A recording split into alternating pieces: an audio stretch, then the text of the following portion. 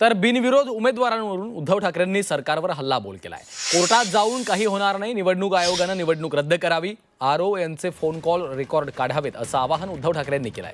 दरम्यान राज ठाकरेंनी देखील भाजपला पश्चिम बंगालमधल्या निवडणुकांची आठवण करून देत भाजपनं तिथं जसा बिनविरोध निवडणुकीला विरोध केला होता तसं इथंही भूमिका स्पष्ट करावी असं आवाहन केलंय।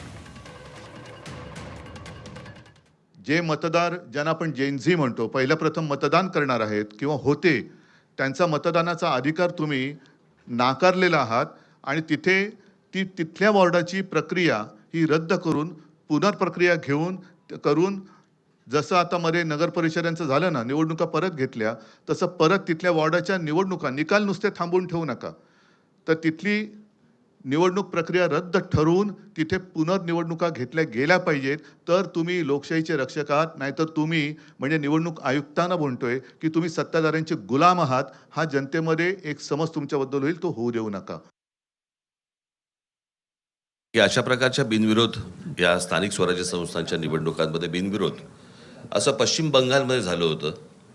त्या गोष्टींबद्दल कोर्टामध्ये म्हणजे सुप्रीम कोर्टामध्ये भारतीय जनता पक्ष गेला होता, कळलं का? आता त्या पक्षाचं आत्ताच्या या महाराष्ट्रातल्या गोष्टींबद्दलचं काय म्हणणं आहे हे एकदा तरी सांगावं।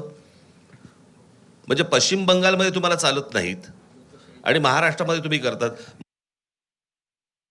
हा तर माझा खरा विरोधकांनाच सवाल आहे, तुम्ही का नाही लढवली ती जागा? तुम्ही त्या ठिकाणी विड्रॉ का केलं?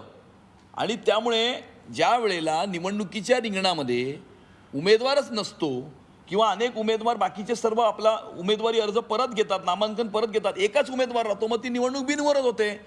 त्यामुळे माझा त्यांना सवाल आहे की तुम्ही ती निवडणूक बिनविरोध का होऊ दिली? त्या ठिकाणी तुम्ही निवडणूक का नाही लढवली? त्या ठिकाणी तुमच्या उमेदवारांनी आपलं नामांकन अर्ज पाठी का गेलं? हा माझा त्यांना सवाल आहे।